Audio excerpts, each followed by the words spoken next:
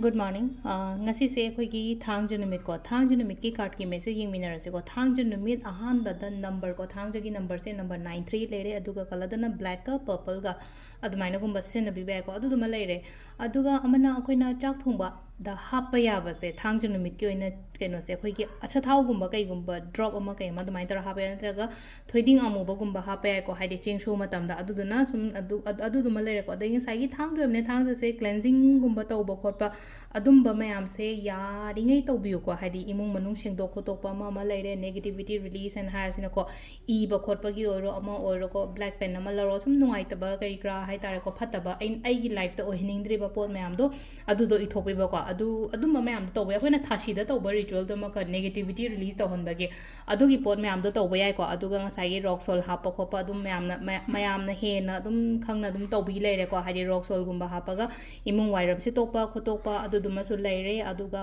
plus ngasai irujaba khotpa adu sum tawbiyo ko aduga camphor ga long ga kai ga mai thadokpa se sigi numit se da yam phai ko saturday numit se da yara ga ti dumaina ko ma tawbiyo ko adu ham da koi card hum katang thok sai ko card hum sidagi khoi gi ama khala se ko haidi khoi gi card number 1 khansera card number 2 khansera natraga card number 3 khansera ko ahamba ani shuba om suba ko first card khan banga yenga se ko haidi first card khan banga yona kari energy lake kari message lake have ahamba ko first card khan bangai gi oina sida lai se ko kainoma chatpa khotpa lairagadi ko aina ngamda yade haina dumai tawra khanbiyo ko samna habada ai mai pakta yade aina henda yade aina ngamda yade haina dumaina gumba tawba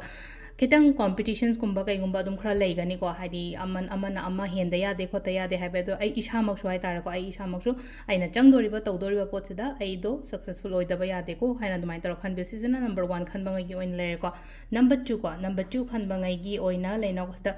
khudong chaba gumba kai gumba hai tara ko silai ko hadi sida khudong chaba gumba kai gumba dumaina opportunities offer adumba khara lai ko ngasi se ko yamna nungai ba afaba gumba adumba ni ko lak to positivity rom da ni ko lai se aina offer gumba kai gumba hai je ko ahum su ba su chap mana na hai tare ko sida le ma khuting tho ga hadi keno ma growth ama lak pa gi type to ise khoi gi sida ko aduna third card khan bangai gi oina haraga di again